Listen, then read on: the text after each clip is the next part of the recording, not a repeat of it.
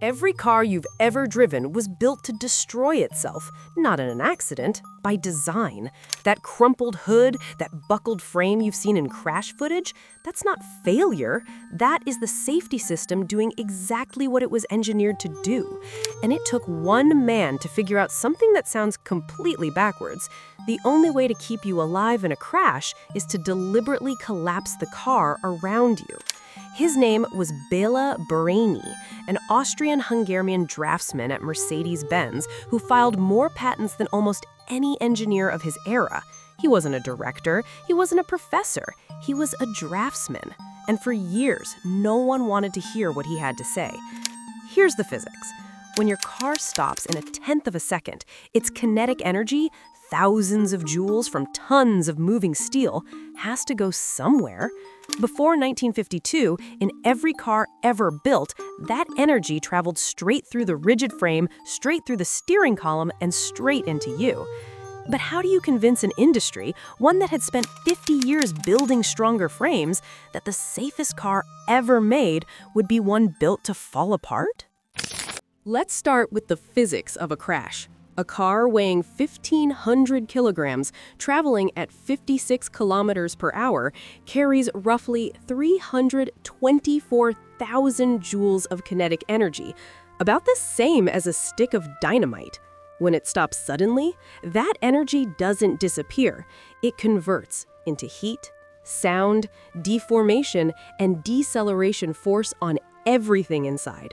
The human body can survive brief deceleration of around 30 g, 30 times the force of gravity.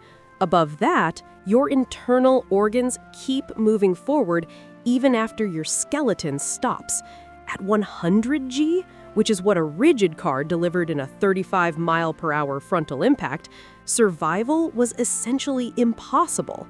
Before 1952, the engineering answer was the same everywhere: build the frame rigid. Stronger shell, safer occupants.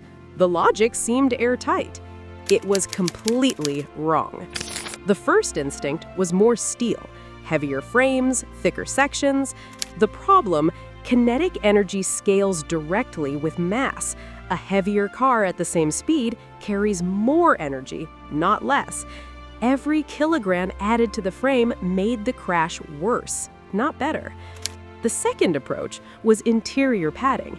If you can't stop the force at the frame, absorb it at the occupant. Padded dashboards, foam steering wheel covers. These helped, but only at the final contact point.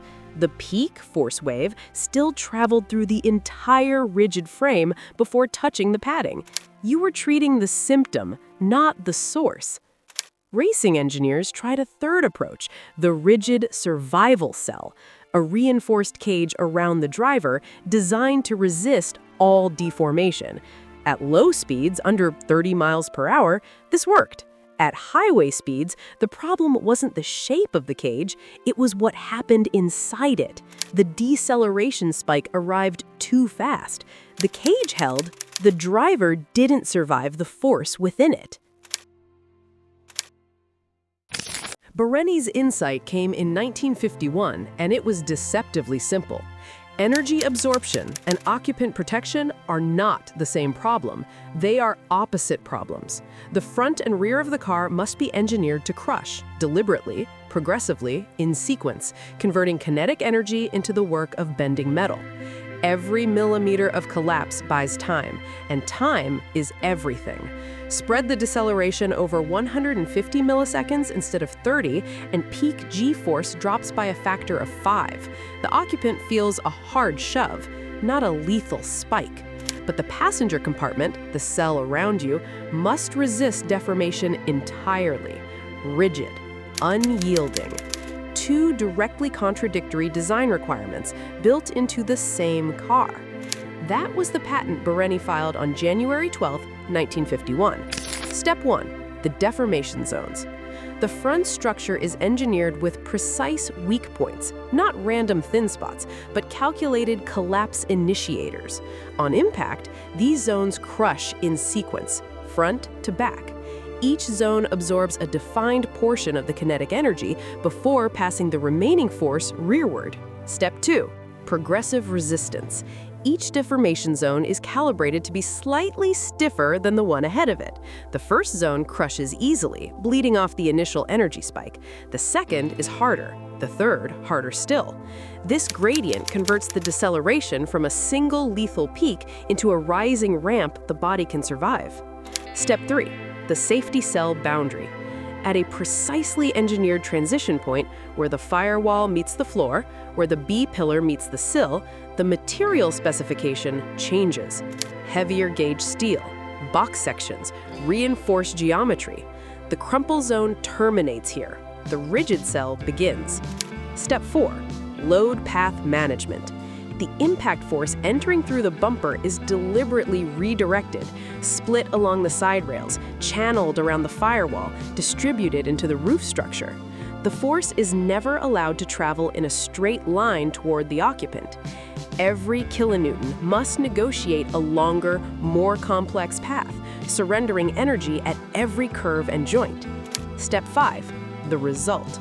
A rigid body crash stops in 30 milliseconds. A crumple zone crash stops in 150 milliseconds. Same energy, 5 times the time. Peak deceleration on the occupant drops from over 100 G to under 30 G, the difference between fatal and survivable. Barényi presented his patent in 1951. Mercedes engineers resisted. Marketers warned that customers wouldn't buy a car they could see crumple. The draftsman, who had sketched a people's car concept years before Porsche claimed the design, a man with no university title, spent years arguing for a mechanism that seemed to defy common sense. Mercedes introduced the crumple zone in the 1959 W111, the first production car in history deliberately built to collapse in the right places. Barényi filed no press release. He kept working. Here's why the stakes were so high. By the early 1950s, the car had become the defining technology of the post-war world. In the United States alone, road deaths were climbing past 35,000 a year. In Europe, traffic was growing faster than anyone had expected, and no one had systematic data on what actually happened to a human body inside a rigid car at speed. The first controlled crash tests were genuinely horrifying. A 1950s American sedan at 35 miles per hour. The steering column drives forward 18 inches into the driver's chest. The floor buckles upward. The dashboard moves toward the occupant.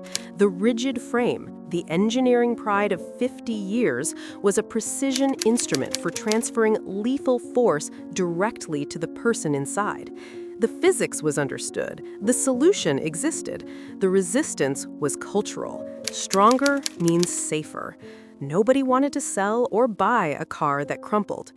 It took a draftsman with 2,500 patents and no university title to prove that the entire premise was wrong. The crumple zone didn't stay in the car. The principle, protect a rigid core by surrounding it with a sacrificial structure designed to absorb energy through controlled collapse, turned out to be universal. Formula One took it first. Every F1 car today carries a mandatory crash structure at the nose, engineered to absorb a specific energy load across a prescribed crush distance. At 200 miles per hour, the nose cone collapses completely. The carbon fiber survival cell around the driver does not move.